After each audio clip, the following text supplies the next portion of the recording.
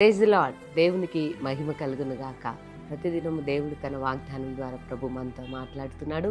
ఈరోజు కూడా ఆయన వాక్యం ద్వారా నన్ను మనల్ని బలపరచడానికి మరొక్కసారి ప్రభు కృపతో తన వాక్యం ద్వారా మాట్లాడబోతున్నాడు కనుక ఈరోజు దేవుని వాక్యాన్ని చదువుకొని ప్రభు నామాన్ని మహిమపరుద్దాం.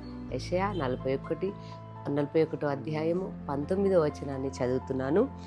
అరణ్యమును నీటి మడుగులుగాను, ఎండిన నేలను నీటి బుగ్గలుగాను చేసేదను.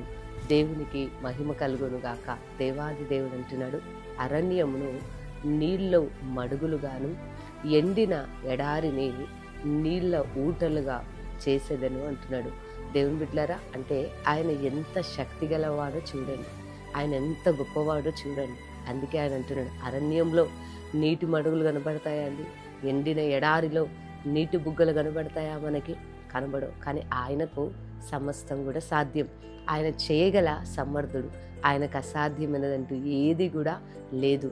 కాబట్టి ఉదయ కాలమున అరణ్యం లాంటి నీ జీవితాన్ని, ఎండిన భూమి ఆయన నీ జీవితాన్ని, నీ కుటుంబాన్ని, నిన్ను ఆయన నీటి ఊటగా ఉబుకుచుండు ఒక బుగ్గగా ప్రభువు నిన్ను చేయగల సమర్థుడు. అంటే ఏంటంటే, నీ బ్రతుకులో ఇంతవరకు ఆశీర్వాదాన్ని, దీవెని చూడకుండా ఒకవేళ నువ్వు ఎండిపోయినట్టుగా, ఒకవేళ నీవు ఒక అరణ్యముగా నీ జీవితం ఉందేమో, కానీ అరణ్య రోదనని ఉల్లాసంగా మారుస్తాడంట ఆయన. అంటే నిన్ను ఆశీర్వదించగల దేవుడు ఆయన. నీ జీవితంలో నీకు అసాధ్యంగా కనబడుతున్నవి ఆయనకు సమస్తం కూడా సాధ్యము. కాబట్టి నీ దుఃఖ దినములు, నీకున్న శ్రమలన్నిటిలో నుండి విడిపించగల సమర్థుడు నేను ఆరాధిస్తున్న దేవుడు. కాబట్టి ఈ వాక్యాన్ని నమ్మండి, విశ్వసించండి. ఆయన అరణ్యంలో నీటి ఊటను రప్పించగల దేవుడు. కాబట్టి అరణ్యం లాంటి నీ జీవితాన్ని నీటి ఊటగా, అంటే ఒక ఆశీర్వాదకరంగా ప్రభు నేను నిలబెట్టబోతున్నాను. కాబట్టి మాటలు నమ్మి ప్రభుని స్తుతించండి. మీ కొరకు చిన్న ప్రార్థన చేస్తాను. సర్వశక్తి గల దేవా స్తోత్రం. ఎంతమంది బిడ్డలైతే ఈ వాక్యాన్ని నమ్ముతున్నారో, అరణ్య రోదనను ఉల్లాసంగా మార్చే దేవుడు. అవునయ్యా, అయ్యా అరణ్యంలో నీటి మడుగులను కలగజేసే దేవుడు నాయన. మా జీవితాలలో గొప్ప కార్యాలు చేసే దేవుడు నాయన, నీకు వందనాలు.